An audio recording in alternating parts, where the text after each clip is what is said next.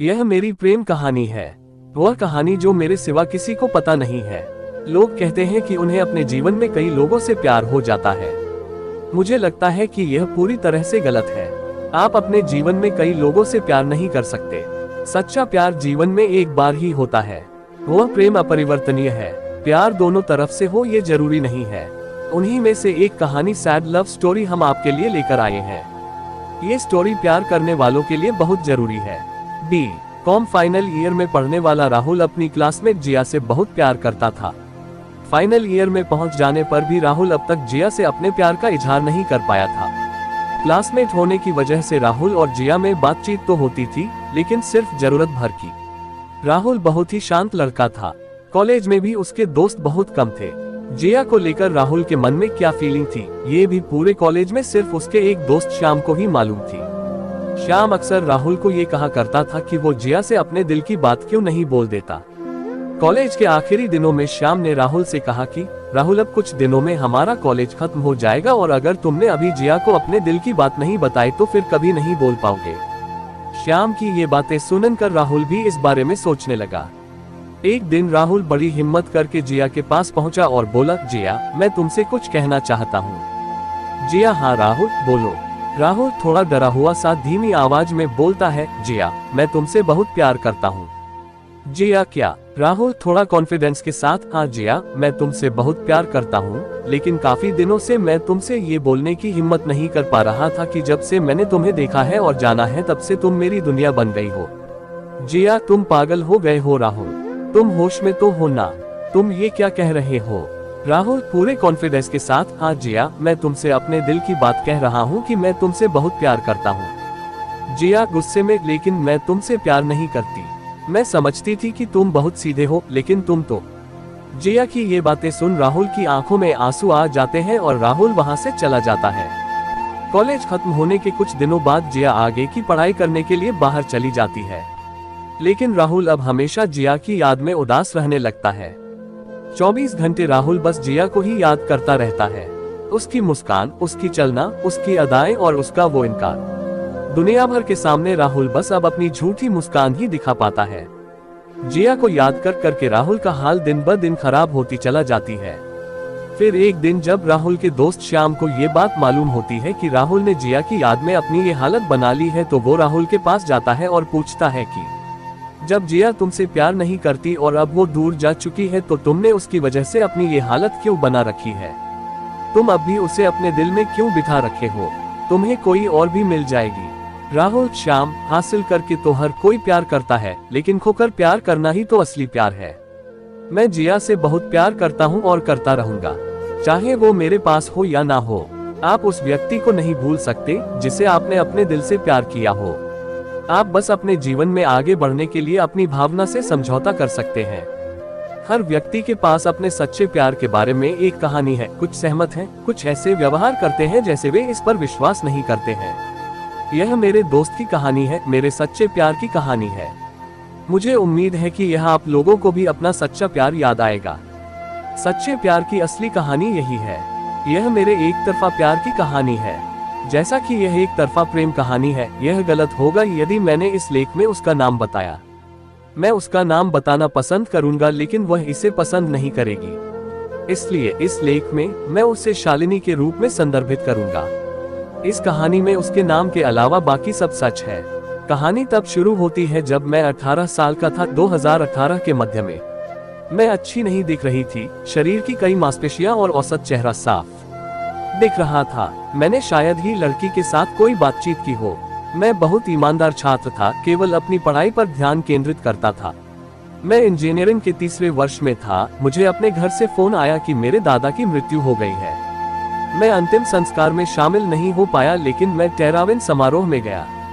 मैं टेराविन फंक्शन के लिए आने वाले अतिथि को पानी दे रहा था और अचानक मैंने देखा कि एक लड़की सफेद पोशाक में आ रही है। उसके लंबे काले बाल हैं, उसके चेहरे पर डिंपल है, सुंदर आंखें हैं। ऐसा सरल लुक, लेकिन फिर भी दुनिया में सबसे अच्छा है। मैं कुछ मिनटों के लिए अपनी आंख नहीं निकाल पा रहा था। अचानक मुझे एहसास हुआ कि यह एक लड़की की जांच करने की जगह नहीं है। मैं कुछ समय के लिए एक अलग दुनिया में था। मैं निश्चित रूप से कह सकता हूं कि मैं इस तरह की स्थिति से पहले नहीं था। मुझे उस लड़की से पहले ही प्यार हो गया था। मैं उस लड़की से बात करना चाहता था, लेकिन मैं हिम्मत नहीं कर पाया कि मैं उस लड़की से जाकर बात कर सकूं। अपने रिश्तेदारों से बात करने के बाद मुझे पता चला कि वह मेरी माँ परिवार से है और उसका नाम शालिनी है। यह इस लेख का गलत नाम है। कुछ घंटों के बाद मैं उसे कहीं नहीं पा रहा था। मैं अपने रिश्तेदार से अंजलि के बारे में जानकारी लेने की कोशिश करती हूँ और यह जानती हूँ कि वह अपने गृहनगर बिलासपुर वापस चली गई। मुझे उससे पहले ही प्यार हो गया है। जब मैं कॉलेज में वापस आया तो मुझे पता था कि मैं पहले से ही उसके प्यार में हूँ। मैं पढ़ाई नहीं कर पा रहा था, मैं सो नहीं पा रहा था, मैं कहीं और ध्यान केंद्रित नहीं कर पा रहा था। मुझे केवल उसके बारे में 2 जानकारी थी, उसका नाम शालिनी और उसका घर पटना है। मैं उसे ऑनलाइन खोजने की कोशिश करता हूँ। मुझे उसकी प्रोफाइल फेसबुक पर मिली। मैं असमंजस में था, क्या मुझे उसको फ्रेंड रिक्वेस्ट भेजनी चाहिए या नहीं। जब मैं फेसबुक पर उसकी प्रोफाइल पर जा रहा था, तब अचानक मुझे महसूस हुआ कि फेसबुक देख सकते हैं कि कौन आपकी प्रोफाइल पर जा रहा है। मैं डर गया था। मुझे लगा कि वह अपने माता पिता को इस बारे में बताने जा रही है और मेरी प्रेम कहानी यहीं खत्म हो जाएगी। एक सुबह जब मैं उठा तो मैंने देखा कि मुझे शालिनी का फ्रेंड रिक्वेस्ट मिली है। मैं पहले की तरह खुश था। मैं गा रहा था, नाच रहा था, चिल्ला रहा था। मुझे लग रहा था कि मैं दुनिया के शीर्ष पर हूँ। मैंने अपने किसी दोस्त को नहीं बताया कि मैं इतना खुश क्यों हूँ। मैंने सिर्फ उस फ्रेंड रिक्वेस्ट को स्वीकार किया। हमने बुनियादी बातचीत से शुरुआत की। मैं अंजलि ऑनलाइन है या नहीं यह देखने के लिए मैं अपने फेसबुक अकाउंट 24/7 की जांच करता रहा। दिन रात मैं केवल उसके बारे में सोच रहा था। रात में मैं योजना बना रहा था कि अगले दिन मैं उसे क्या बताऊं। ऑनलाइन आने पर मैंने उसके टाइमिंग पैटर्न को डिकोड किया। वह शाम 5 से 7 बजे के आसपास IST पर सभी को ऑनलाइन आ रहा था। सभी परिस्थितियों में मैं यह सुनिश्चित कर रहा था कि मैं उस समय भी ऑनलाइन हूं ताकि मैं उससे बात कर सकूं। यह सब लगभग 6 महीने तक चलता है। हम बातें करने लगे। मैंने उससे उसका मोबाइल नंबर मांगा। उसने मुझे अपना नंबर दिया। अब हमने फोन पर टेक्सटिंग शुरू कर दी। मैंने उसे फोन करने की कोशिश की, लेकिन उसने सकारात्मक प्रतिक्रिया नहीं दी। मैं इस रिश्ते को बर्बाद नहीं करना चाहता था, इसलिए इस बातचीत को केवल टेक्स्ट मैसेज में रखा। 1 साल हो गया है। मैं उससे बताना चाहता था कि मैं उससे प्यार करता हूँ। मैं उससे अपनी भावनाओं के बारे में बताने के लिए आश्वस्त था।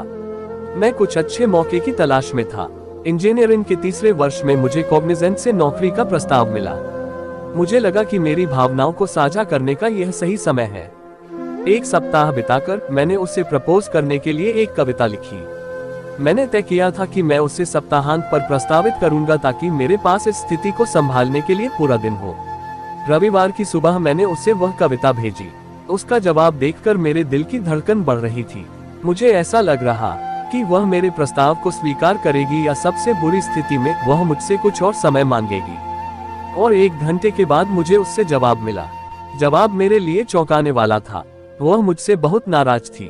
उसने जवाब दिया कि उसने मुझसे कभी यह उम्मीद नहीं की है।